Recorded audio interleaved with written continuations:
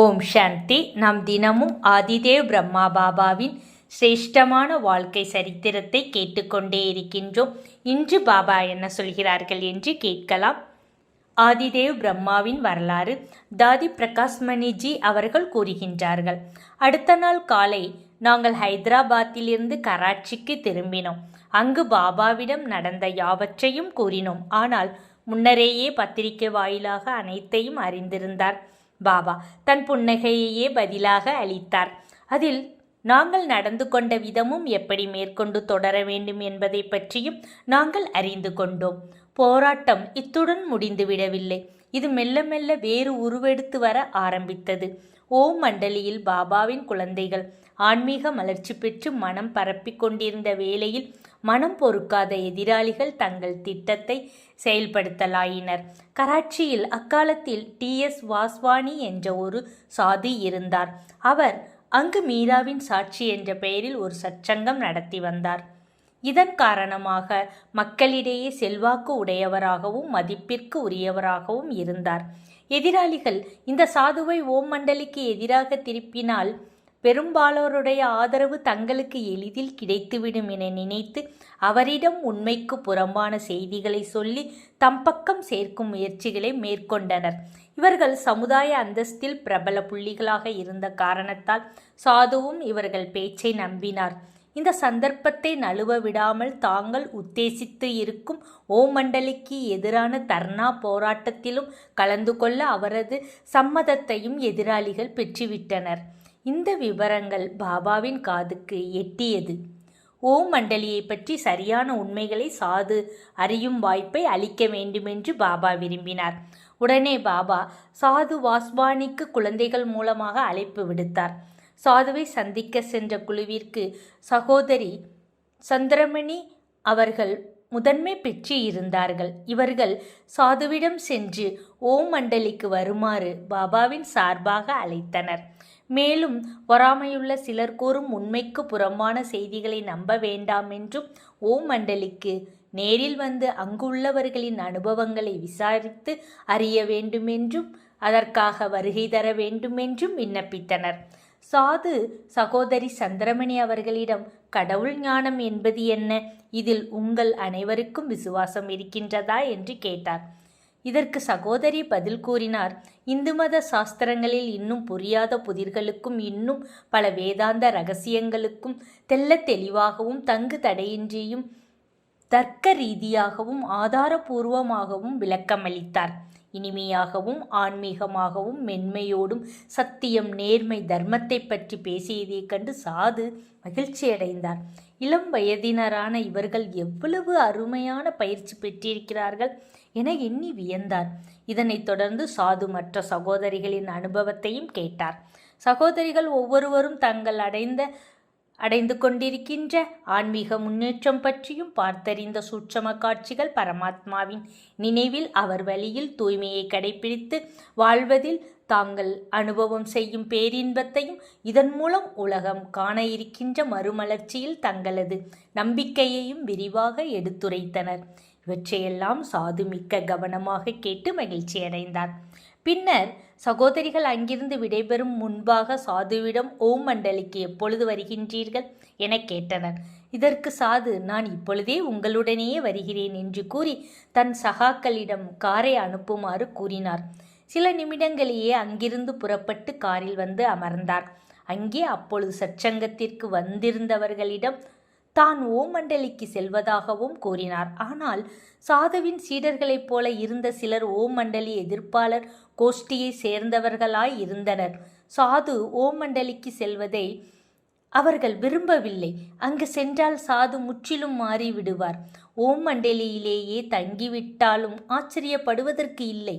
அப்படி நடந்துவிட்டால் தாம் போட்ட திட்டங்கள் தங்கள் சச்சங்கம் என்ன ஆகும் என்று பயந்தனர். எனவே அவர்கள் அனைவரும் காரை சூழ்ந்து கொண்டு ஓம் மண்டலிக்கு இப்பொழுது போக வேண்டாம் என்று இல்லாத பொல்லாத காரணங்களையும் கூறினர். சாது எவ்வளவோ கூறியும் அவர்கள் கடைசி வரை மன்றாடிக்கொண்டே இருந்தனர்.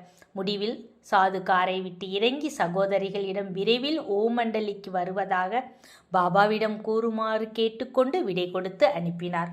சாது ஓமண்டலிக்கு சென்று வந்தால் தங்களுக்கு அவரது ஆதரவு நிச்சயம் கிடைக்காது என்பதை புரிந்து கொண்ட எதிராளிகள் சாது ஓமண்டலிக்கு செல்லாமல் இருக்கும் முயற்சிகளை மேற்கொண்டனர். பிரபல வணிகர்கள் சாதுவை சந்தித்தனர். மீண்டும் பழைய கதையெல்லாம் சொல்லி குழப்பத்திற்கும் சந்தேகத்திற்கும் ஆளாக்கி சாதுவின் மனதை மாற்றிவிட்டனர்.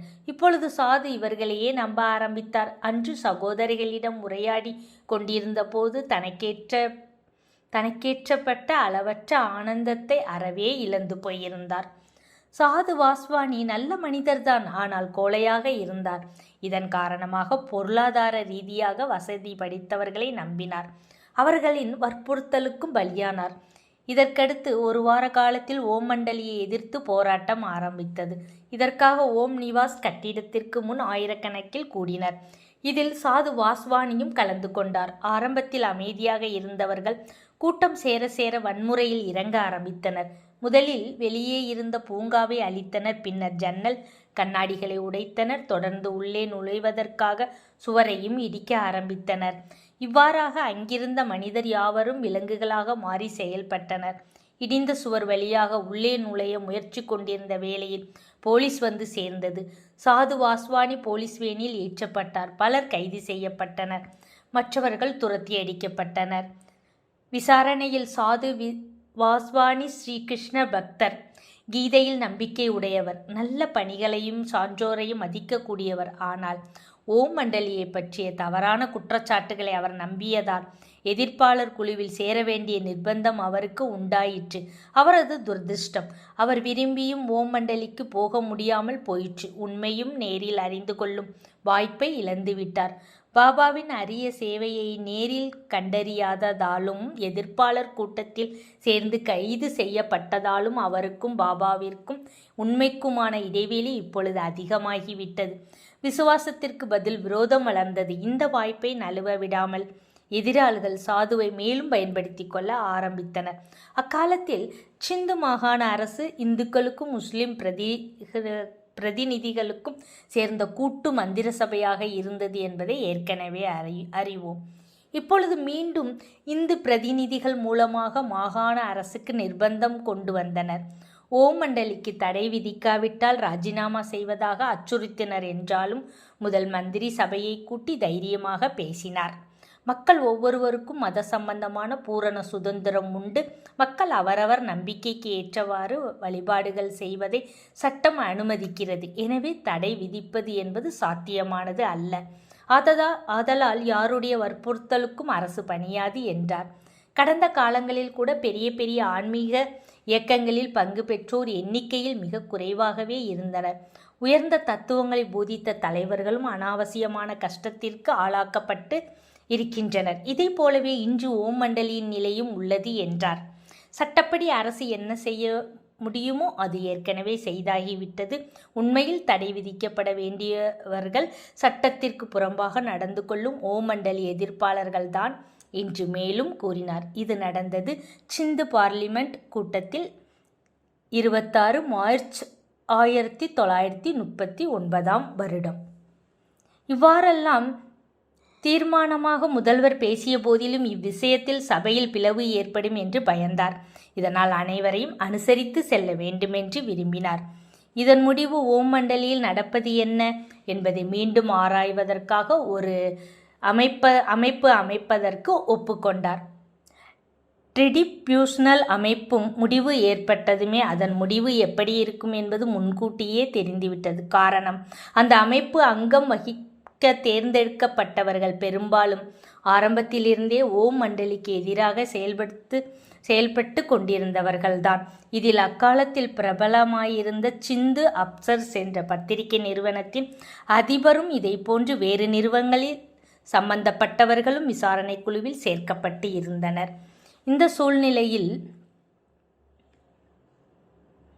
பாபா சொல்றாங்க, இந்த சூழ்நிலையில் விசாரணை குழுவின் தீர்மானம் சபை முன் வைக்கப்பட்டது. விசாரணை குழுவின் முடிவுகள் முறைகேடானவை என்றும் விசித்திரமானதென்றும் மற்ற அங்கத்தினர்கள் மிக கடுமையாக சபையில் விமர்சித்தனர். ஓம் மண்டலிக்கு ஒரு சிலர் தனித்தனியாகவும் மற்றும் பலர் குடும்பமாகவும் வந்து கொண்டிருக்கிறார்கள். எனினும் இவர்கள் அனைவரும் ஒரே குடும்பத்தை சேர்ந்தவர்களாக அன்பு பிணைப்பில் இருக்கின்றார்கள். இவர்களை எப்படி பிரிக்க முடியும்? கணவரிடமிருந்து மனைவியையும் குழந்தையையும் அதன் பெற்றோரிடமிருந்து பிரிக்க முடியுமா? மேலும் இவர்களை தவிர ஏற்கனவே ஓம் மண்டலியிலே இருப்பவர்களை என்ன செய்வது? இதையெல்லாம் புரிந்து கொள்ளாமலே அவசரமாக எடுத்த விசித்திர முடிவு என்பது பொதுவான கருத்தாக இருந்தது. இதனை சில பத்திரிகைகளும் வன்மையாக கண்டித்து எழுதியது. சில எழுத்தாளர்கள் இந்த அநீதியை கண்டித்து பத்திரிகைக்கு எழுதினார்கள். இன்னொருவர் இதை பற்றி ஆளுநருக்கு எழுதினர். இக்கடிதத்தில் மத சுதந்திரம் காப்பாற்றப்பட வேண்டும் என்றும் எந்த சட்டத்தின் அடிப்படையில் ஓமண்டலியில் இருப்போரை பிரிந்து செல்லுமாறு விசாரணை குழுவினர் தீர்மானித்தனர் என்றும் சட்டம் குழப்பங்களை உருவாக்கும் அரசியல்வாதிகளுக்கு துணை இருக்கவா ஒழுக்கத்தை வளர்க்கும் ஓமண்டலி போன்ற ஆன்மீக இயக்கங்களுக்கு சட்டம் இல்லையா? உண்மையில் ஓமண்டலியை சேர்ந்தவர்கள் அமைதியை விரும்புபவர்கள், மத நம்பிக்கை உடையவர்கள், சமுதாய சீர்திருத்தவாதிகள். ஆதலால் இவர்களுக்கு அரசு ஊக்கமளிக்க வேண்டுமல்லாது பிரிந்து செல்லும் நடவடிக்கைகளுக்கு அனுமதியும் அளிக்கலாகாது என்றும் எழுதியிருந்தார்கள். நீதி புதைக்கப்பட்டு ஓமண்டலிக்கு எதிரான நடவடிக்கைகள் ஆரம்பமாயின. யார் சாட்சியாக விசாரிப்பார்கள்? சாட்சியங்களின் விவரங்கள் என்ன? எந்த குற்றத்திற்காக ஓமண்டலிக்கு எதிராக தீர்மானித்தார்கள் என்ற விவரம் ஓமண்டலிக்கு தெரியப்படவே இல்லை. விசாரணை விவரங்களுக்கிடையே நகலும் தருவதற்கு மறுத்தும் விட்டனர். சுருக்கமாக நீதியை கொன்றுவிட்டார்கள். என்ன செஞ்சாங்களா? நீதியை கொன்றுவிட்டார்கள். சிந்து மாகாண அரசின் முதல்வருக்கு விசாரணை குழுவின் தீர்மானத்தில் உடன்பாடு இல்லை எனினும் தனது சபையில் எதிர்ப்பு கோஷ்டியை திருப்தி செய்யும் நிர்பந்தம் அவருக்கு இருந்தது என்பது பின்னர் தெரிய வந்தது. பிரத்யோகமாக தான் சக அமைச்சர் ஒருவர் மூலமாக ஓமண்டலிக்கு ஒரு செய்தி அனுப்பினார். ஓமண்டலியை சேர்ந்தவர்கள் ஒரே இடத்தில் அல்லாமல் பக்கம் பக்கமாக 4-5 பங்களாக்களில் தங்கிக் கொண்டு தங்கள் சச்சங்க நடவடிக்கைகளை சிறிது காலம் சிரமத்தை பார்க்காமல் நடத்த வேண்டும் என்று, பிறகு எதிர்ப்பு குறைந்துவிடும் என்று நம்புவதாகவும், உண்மையில் ஓமண்டலிக்கு எதிராக நடவடிக்கை எடுக்கும் எண்ணம் எதுவும் அரசுக்கு இல்லை என்பதும் முதல்வர் அனுப்பிய செய்தியின் சாரமாகும். மேலான தந்தை தன் குழந்தைகளை அவரவர் விருப்பப்படி திருப்தி செய்கின்றார் என நினைத்து ஓமண்டலி சமாதானம் அடைந்தது. வழக்கம் போல சிவபாபா பிரம்மாவின் கமலவாய் மூலம் ஞான அமிர்தத்தை வழங்கிக் கொண்டே இருந்தார். சச்சங்கம் தொடர்ந்து இயங்கிக் கொண்டே இருந்தது. வழக்கமாக குழந்தைகள் அதிகாலையில் கிளிப்டன் பீச்சுக்கு சென்று வருவதும் தொடர்ந்தது. சர்வசக்திவான் பரமாத்மாவை எதிர்த்து வென்றவர் யாரேனும் இருக்கின்றாரா? மீண்டும் பிரம்மாவின் வாழ்க்கை சரித்திரம் நாளை தொடரும். அச்சா. ஓம் சாந்தி.